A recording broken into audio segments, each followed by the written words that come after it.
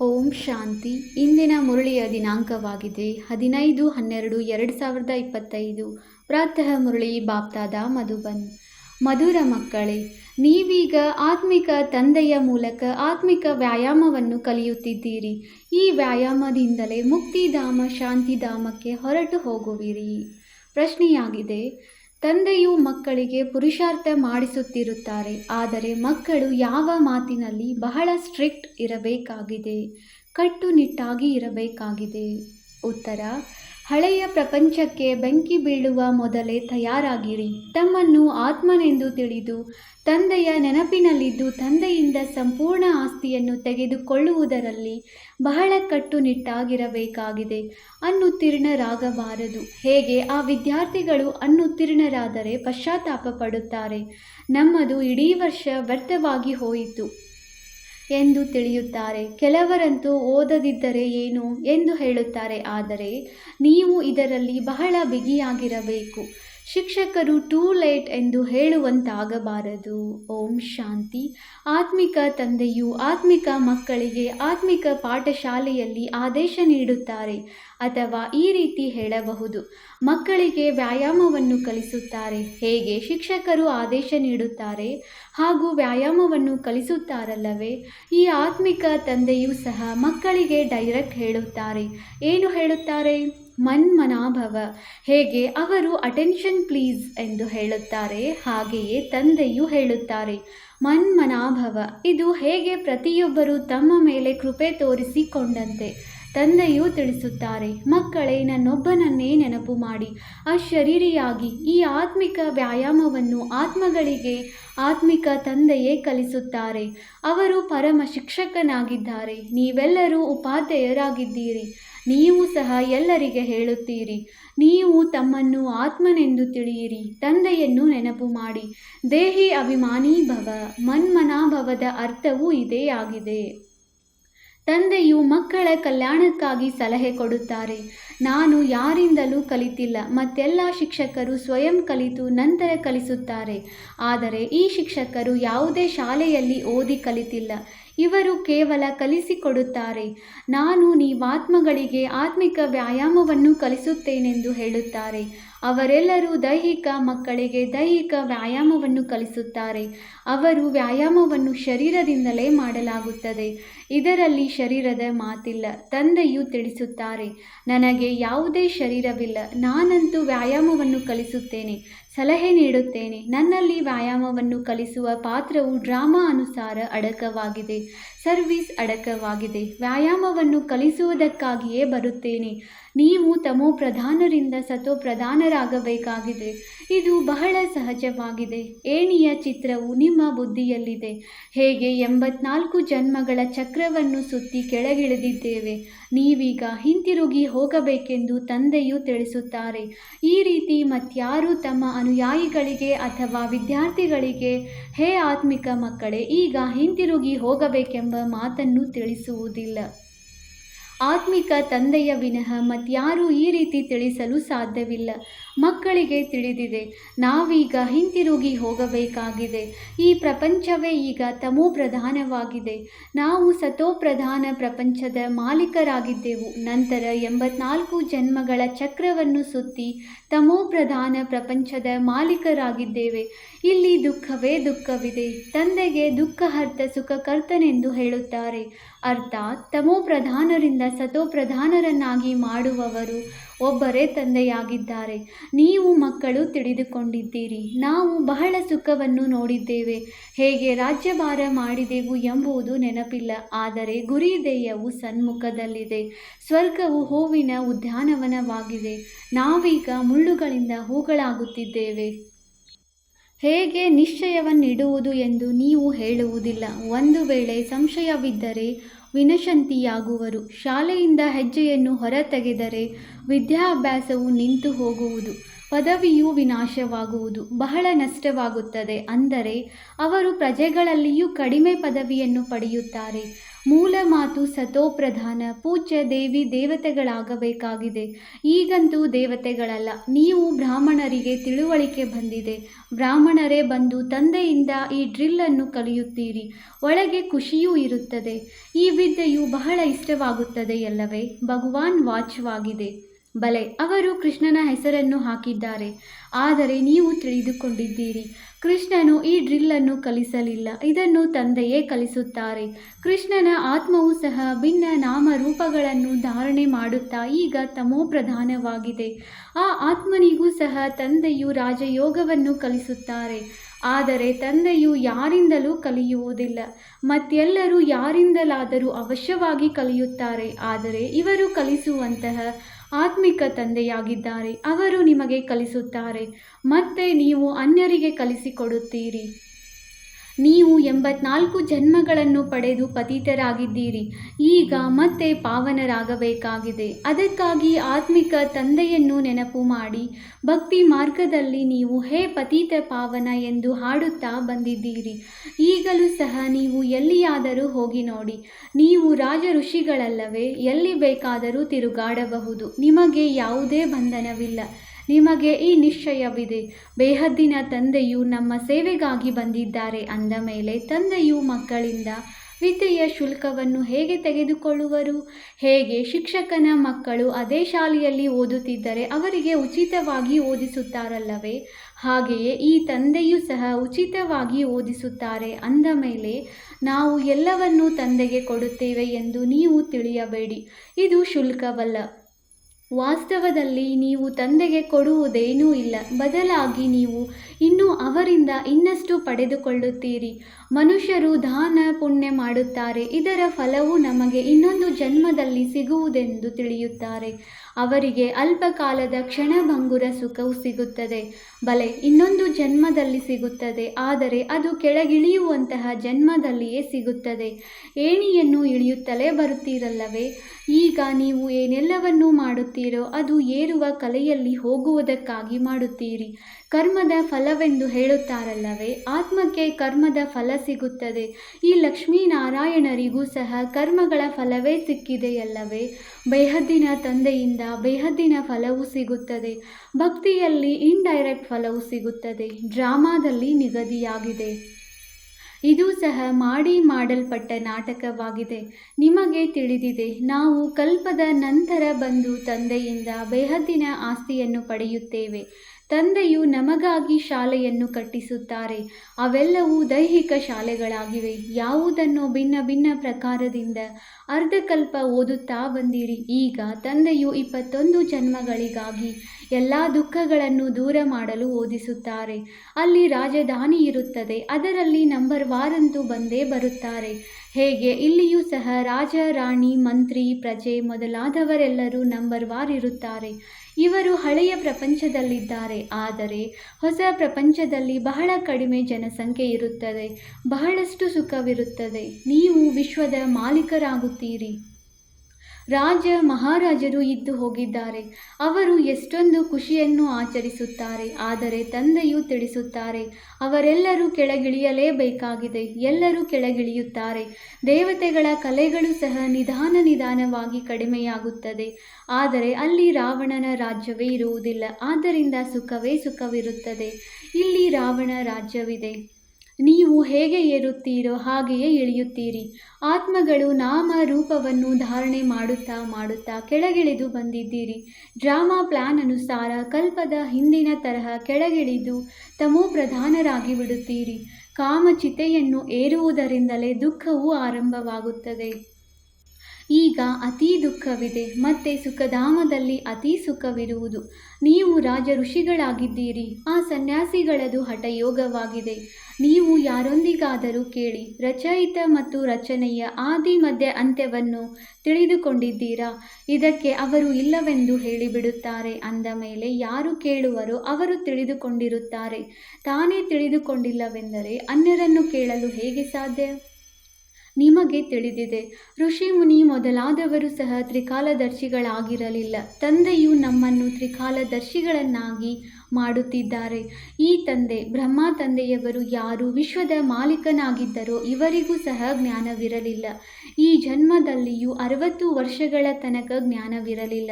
ಯಾವಾಗ ಇವರಲ್ಲಿ ತಂದೆಯು ಪ್ರವೇಶಿಸಿದರೋ ಆಗಿನಿಂದ ನಿಧಾನವಾಗಿ ಎಲ್ಲವನ್ನೂ ತಿಳಿಸುತ್ತಾ ಹೋಗುತ್ತಾರೆ.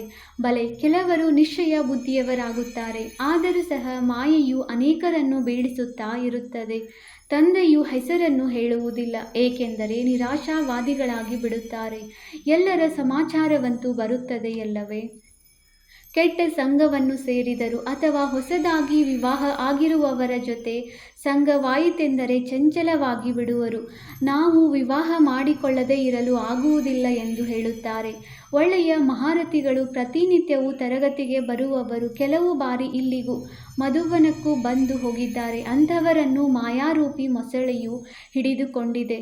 ಹೀಗೆ ಬಹಳಷ್ಟು ಪ್ರಕರಣಗಳು ನಡೆಯುತ್ತಿರುತ್ತವೆ. ಇನ್ನೂ ವಿವಾಹ ಮಾಡಿಕೊಂಡಿಲ್ಲ, ಆದರೆ ಮಾಯೆಯು ಅವರನ್ನು ನುಂಗುತ್ತಿದೆ. ಅಂದರೆ ಸ್ತ್ರೀರೂಪಿ ಮಾಯೆಯು ಸೆಳೆಯುತ್ತಿರುತ್ತದೆ. ಅವರು ಮೊಸಳೆಯ ಬಾಯಲ್ಲಿ ಸಿಕ್ಕಿ ಹಾಕಿಕೊಂಡಿದ್ದಾರೆ. ಮತ್ತೆ ನಿಧಾನವಾಗಿ ಅದು ನುಂಗಿಬಿಡುತ್ತದೆ. ಕೆಲವರು ಹುಡುಗಾಟಿಕೆ ಮಾಡುತ್ತಾರೆ ಅಥವಾ ನೋಡುತ್ತಿದ್ದಂತೆಯೇ ಚಂಚಲವಾಗಿ ಬಿಡುತ್ತಾರೆ. ನಾವು ಮೇಲಿನಿಂದ ಒಮ್ಮೆಲೆ ಕೆಳಗೆ ಬಿದ್ದು ಹೋಗುತ್ತೇವೆ ಎಂಬುದನ್ನು ತಿಳಿದುಕೊಳ್ಳುತ್ತಾರೆ.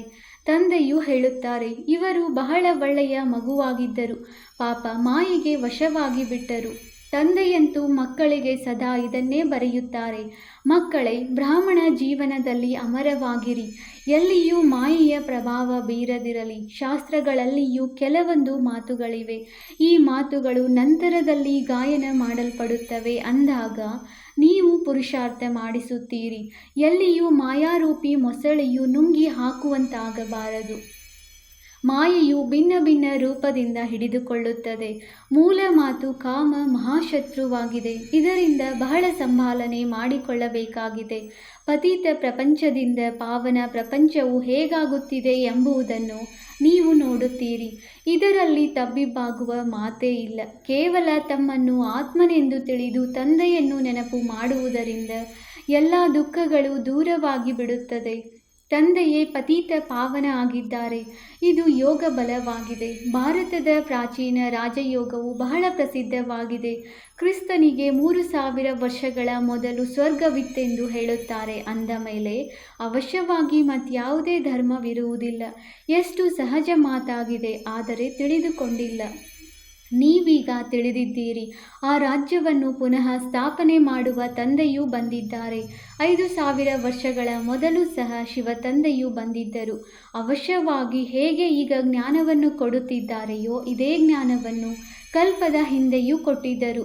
ಸ್ವಯಂ ತಂದೆಯೇ ಹೇಳುತ್ತಾರೆ, ನಾನು ಕಲ್ಪವು ಸಂಗಮದಲ್ಲಿ ಸಾಧಾರಣ ತನುವಿನಲ್ಲಿ ಬಂದು ರಾಜಯೋಗವನ್ನು ಕಲಿಸುತ್ತೇನೆ. ನೀವು ರಾಜ ಋಷಿಗಳಾಗಿದ್ದೀರಿ, ಮೊದಲು ಆಗಿರಲಿಲ್ಲ. ಈಗ ತಂದೆಯು ಬಂದಿದ್ದಾರೆ. ಆದ್ದರಿಂದ ನೀವು ತಂದೆಯ ಬಳಿ ಇದ್ದೀರಿ, ಓದುತ್ತೀರಿ, ಸ್ಥೂಲ ಸೂಕ್ಷ್ಮ ಸೇವೆಯನ್ನು ಮಾಡುತ್ತೀರಿ. ಭಕ್ತಿ ಮಾರ್ಗದಲ್ಲಿಯೂ ಸರ್ವಿಸ್ ಮಾಡುತ್ತಾರೆ ಮತ್ತು ಗೃಹಸ್ಥವನ್ನು ಸಂಭಾಲನೆ ಮಾಡುತ್ತಾರೆ. ತಂದೆಯು ತಿಳಿಸುತ್ತಾರೆ, ಈಗ ಭಕ್ತಿಯು ಮುಕ್ತಾಯವಾಯಿತು, ಜ್ಞಾನವು ಆರಂಭವಾಗುತ್ತದೆ. ನಾನು ಜ್ಞಾನದಿಂದ ಸದ್ಗತಿ ಕೊಡಲು ಬರುತ್ತೇನೆ. ತಂದೆಯು ನಮ್ಮನ್ನು ಪಾವನರನ್ನಾಗಿ ಮಾಡುತ್ತಿದ್ದಾರೆಂಬುದು ಸಹ ನಿಮ್ಮ ಬುದ್ಧಿಯಲ್ಲಿದೆ. ತಂದೆಯು ಹೇಳುತ್ತಾರೆ, ಡ್ರಾಮಾ ಅನುಸಾರ ನಿಮಗೆ ಮಾರ್ಗವನ್ನು ತಿಳಿಸಲು ಬಂದಿದ್ದೇನೆ. ಶಿಕ್ಷಕರು ಓದಿಸುತ್ತಾರೆ. ಗುರಿ ಧ್ಯೇಯವು ಸನ್ಮುಖದಲ್ಲಿದೆ. ಇದು ಸರ್ವಶ್ರೇಷ್ಠ ವಿದ್ಯೆಯಾಗಿದೆ. ಹೇಗೆ ಕಲ್ಪದ ಹಿಂದೆಯೂ ತಿಳಿಸಿದ್ದರು ಅದನ್ನೇ ತಿಳಿಸುತ್ತಿರುತ್ತಾರೆ. ಈ ಸೃಷ್ಟಿ ಚಕ್ರವು ಟಿಕ್ ಟಿಕ್ ಎಂದು ನಡೆಯುತ್ತಿರುತ್ತದೆ. ಕ್ಷಣ ಪ್ರತಿ ಕ್ಷಣ ಯಾವುದು ಕಳೆದು ಹೋಯಿತೋ ಅದು ಮತ್ತೆ 5000 ವರ್ಷಗಳ ನಂತರ ಪುನರಾವರ್ತನೆಯಾಗುವುದು. ದಿನಗಳು ಕಳೆಯುತ್ತಾ ಹೋಗುತ್ತವೆ. ಈ ವಿಚಾರವು ಮತ್ಯಾರ ಬುದ್ಧಿಯಲ್ಲಿಯೂ ಇಲ್ಲ. ಸತ್ಯ ತ್ರೇತಾ ದ್ವಾಪರ ಕಲಿಯುಗವು ಕಳೆದು ಹೋಯಿತು, ಅದು ಮತ್ತೆ ಪುನರಾವರ್ತನೆಯಾಗುವುದು. ಈಗ ಯಾವುದು ಕಳೆಯಿತೆಂದರೆ ಕಲ್ಪದ ಹಿಂದೆ ಏನು ಕಳೆದಿತ್ತೋ ಅದೇ ಕಳೆಯಿತು. ಇನ್ನು ಕೆಲವೇ ದಿನಗಳಿವೆ. ಮನುಷ್ಯರು ಲಕ್ಷಾಂತರ ವರ್ಷಗಳೆಂದು ಹೇಳುತ್ತಾರೆ. ಅವರ ಹೋಲಿಕೆಯಲ್ಲಿ ನೀವು ಹೇಳುತ್ತೀರಿ, ಇನ್ನೂ ಕೆಲವೇ ಗಂಟೆಗಳು ಉಳಿದಿವೆ.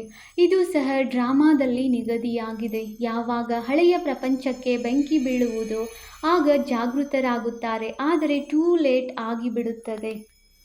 ಆದ್ದರಿಂದ ತಂದೆಯು ಪುರುಷಾರ್ಥ ಮಾಡಿಸುತ್ತಿರುತ್ತಾರೆ.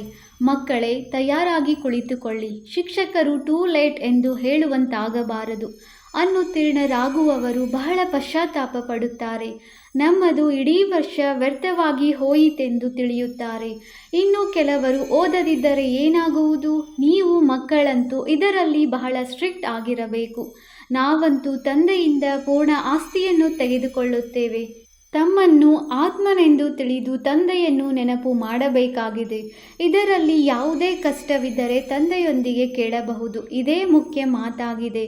ತಂದೆಯು ಇಂದಿಗೆ 5,000 ವರ್ಷಗಳ ಮೊದಲು ಸಹ ತಿಳಿಸಿದ್ದರು. ಮಕ್ಕಳೇ, ನನ್ನೊಬ್ಬನನ್ನೇ ನೆನಪು ಮಾಡಿ. ಪತಿತ ಪಾವನನು ನಾನಾಗಿದ್ದೇನೆ. ಕೃಷ್ಣನು ಎಲ್ಲರ ತಂದೆಯಲ್ಲ. ನೀವು ಶಿವ ಮತ್ತು ಕೃಷ್ಣನ ಪೂಜಾರಿಗಳಿಗೆ ಈ ಜ್ಞಾನವನ್ನು ತಿಳಿಸಿ. ಆತ್ಮವು ಪೂಜ್ಯನಾಗಿರಲಿಲ್ಲವೆಂದರೆ ಎಷ್ಟಾದರೂ ತಲೆ ಕೆಡಿಸಿಕೊಳ್ಳಿ, ಅವರಿಗೆ ಅರ್ಥವಾಗುವುದಿಲ್ಲ. ಈಗ ನಾಸ್ತಿಕರಾಗುತ್ತಾರೆ, ಬಹುಶಃ ಮುಂದೆ ಹೋದಂತೆ ಆಸ್ತಿಕರು ಆಗಲೂಬಹುದು. ತಿಳಿದುಕೊಳ್ಳಿ, ಯಾರಾದರೂ ವಿವಾಹ ಮಾಡಿಕೊಂಡು ಕೆಳಗೆ ಬೀಳುತ್ತಾರೆಂದರೆ ಅವರು ಮತ್ತೆ ಬಂದು ಜ್ಞಾನವನ್ನು ತೆಗೆದುಕೊಂಡು ಮುಂದುವರೆಯಬಹುದು. ಆದರೆ ಆಸ್ತಿಯು ಬಹಳ ಕಡಿಮೆಯಾಗುವುದು, ಏಕೆಂದರೆ ಬುದ್ಧಿಯಲ್ಲಿ ಅನ್ಯರ ನೆನಪು ಕುಳಿತುಕೊಂಡಿತು. ಅದನ್ನು ತೆಗೆಯುವುದರಲ್ಲಿ ಬಹಳ ಕಷ್ಟವಾಗುತ್ತದೆ. ಮೊದಲು ಸ್ತ್ರೀಯ ನೆನಪು, ನಂತರ ಮಕ್ಕಳ ನೆನಪು ಬರುತ್ತದೆ. ಮಕ್ಕಳಿಗಿಂತಲೂ ಸ್ತ್ರೀಯ ನೆನಪು ಬಹಳ ಸೆಳೆಯುತ್ತದೆ, ಏಕೆಂದರೆ ಬಹಳ ಸಮಯದ ನೆನಪಲ್ಲವೇ? ಮಕ್ಕಳಂತೂ ನಂತರದಲ್ಲಿ ಆಗುತ್ತಾರೆ. ಮತ್ತೆ ಮಿತ್ರ, ಸಂಬಂಧಿ, ಮಾವನ ಮನೆಯ ನೆನಪು ಬರುತ್ತದೆ. ಅದಕ್ಕಿಂತ ಮೊದಲು ಸ್ತ್ರೀ ಯಾರು ಬಹಳ ಸಮಯ ಜೊತೆ ನೀಡಿದ್ದಾರೆಯೋ ಅವರ ನೆನಪಿರುತ್ತದೆ. ಅದೇ ರೀತಿ ನಾವು ದೇವತೆಗಳ ಜೊತೆ ಬಹಳ ಸಮಯ ಇದ್ದೆವೆಂದು ನೀವು ಹೇಳುತ್ತೀರಿ. ಶಿವ ತಂದೆಯ ಜೊತೆ ಬಹಳ ಸಮಯದಿಂದ ಪ್ರೀತಿ ಇದೆ ಎಂದು ಹೇಳುವುದಿಲ್ಲ. ಯಾವ ತಂದೆಯು 5,000 ವರ್ಷಗಳ ಮೊದಲು ಸಹ ನಮ್ಮನ್ನು ಪಾವನರನ್ನಾಗಿ ಮಾಡಿದರು. ಕಲ್ಪಕಲ್ಪವೂ ಬಂದು ನಮ್ಮ ರಕ್ಷಣೆ ಮಾಡುತ್ತಾರೆ. ಆದ್ದರಿಂದಲೇ ಅವರಿಗೆ ದುಃಖಹರ್ತ ಸುಖಕರ್ತನೆಂದು ಹೇಳುತ್ತಾರೆ. ನಿಮ್ಮ ಬುದ್ಧಿಯೋಗವು ಬಹಳ ಸ್ಪಷ್ಟವಾಗಿರಬೇಕು. ತಂದೆಯು ತಿಳಿಸುತ್ತಾರೆ, ನೀವು ಈ ಕಣ್ಣುಗಳಿಂದ ಏನೆಲ್ಲವನ್ನು ನೋಡುತ್ತೀರೋ ಅದೆಲ್ಲವೂ ಸ್ಮಶಾನವಾಗಲಿದೆ. ನೀವೀಗ ಸಂಗಮದಲ್ಲಿದ್ದೀರಿ. ಅಮರ ಲೋಕವು ಬರಲಿದೆ. ನಾವೀಗ ಪುರುಷೋತ್ತಮರಾಗಲು ಪುರುಷಾರ್ಥ ಮಾಡುತ್ತಿದ್ದೇವೆ. ಇದು ಕಲ್ಯಾಣಕಾರಿ ಪುರುಷೋತ್ತಮ ಸಂಗಮ ಯುಗವಾಗಿದೆ. ಪ್ರಪಂಚದಲ್ಲಿ ಏನಾಗುತ್ತಿದೆ ಎಂಬುದನ್ನು ನೀವು ನೋಡುತ್ತಿರುತ್ತೀರಿ. ಈಗ ತಂದೆಯು ಬಂದಿದ್ದಾರೆ. ಆದ್ದರಿಂದ ಹಳೆಯ ಪ್ರಪಂಚವು ಸಮಾಪ್ತಿಯಾಗುವುದು. ಮುಂದೆ ಹೋದಂತೆ ಅನೇಕರಿಗೆ ಇದು ಗಮನಕ್ಕೆ ಬರುವುದು. ಅವಶ್ಯವಾಗಿ ಯಾರೋ ಗುಪ್ತ ರೂಪದಲ್ಲಿ ಬಂದಿದ್ದಾರೆ, ಪ್ರಪಂಚವನ್ನು ಪರಿವರ್ತನೆ ಮಾಡುತ್ತಿದ್ದಾರೆ. ಇದು ಅದೇ ಮಹಾಭಾರತ ಯುದ್ಧವಾಗಿದೆ. ನೀವು ಸಹ ಎಷ್ಟೊಂದು ಬುದ್ಧಿವಂತರಾಗುತ್ತಿದ್ದೀರಿ. ಇವು ಬಹಳ ಮಂಥನ ಮಾಡುವ ಮಾತುಗಳಾಗಿವೆ. ತಮ್ಮ ಶ್ವಾಸವೂ ಸಹ ವ್ಯರ್ಥವಾಗಿ ಕಳೆಯಬಾರದು, ಏಕೆಂದರೆ ನಿಮಗೆ ತಿಳಿದಿದೆ, ಶ್ವಾಸವು ಜ್ಞಾನದಿಂದಲೇ ಸಫಲವಾಗುತ್ತದೆ. ಒಳ್ಳೆಯದು. ಮಧುರಾತಿ ಮಧುರ ಅಗಲಿ ಹೋಗಿ ಮರಳಿ ಸಿಕ್ಕಿರುವ ಮಕ್ಕಳ ಪ್ರತಿ ಮಾತಾಪಿತ ಬಾಪ್ದಾದಾರವರ ನೆನಪು, ಪ್ರೀತಿ ಹಾಗೂ ಸುಪ್ರಭಾತ. ಆತ್ಮಿಕ ಮಕ್ಕಳಿಗೆ ಆತ್ಮಿಕ ತಂದೆಯ ನಮಸ್ತೆ. ನಾವು ಆತ್ಮಿಕ ಮಕ್ಕಳಿಂದ ಆತ್ಮಿಕ ತಂದೆಗೆ ನೆನಪು, ಪ್ರೀತಿ ಹಾಗೂ ನಮಸ್ತೆ ನಮಸ್ತೆ ನಮಸ್ತೆ. ಧಾರಣೆಗಾಗಿ ಮುಖ್ಯ ಸಾರ. Point number 1. ಮಾಯೆಯಿಂದ ಪಾರಾಗಲು ಸಂಘ ದೋಷದಿಂದ ತಮ್ಮನ್ನು ಬಹಳ ಸಂಭಾಲನೆ ಮಾಡಿಕೊಳ್ಳಬೇಕಾಗಿದೆ. ತನ್ನ ಬುದ್ಧಿಯೋಗವನ್ನು ಸ್ಪಷ್ಟವಾಗಿಟ್ಟುಕೊಳ್ಳಬೇಕು. ಶ್ವಾಸವನ್ನು ವ್ಯರ್ಥವಾಗಿ ಕಳೆಯಬಾರದು. ಜ್ಞಾನದಿಂದ ಸಫಲ ಮಾಡಿಕೊಳ್ಳಬೇಕಾಗಿದೆ. Point number 2. ಸಮಯ ಸಿಕ್ಕಿದರೆ ಸಾಕು. ಯೋಗ ಬಲವನ್ನು ಜಮಾ ಮಾಡಿಕೊಳ್ಳಲು ಆತ್ಮಿಕ ಡ್ರಿಲ್ ಅಭ್ಯಾಸ ಮಾಡಬೇಕು.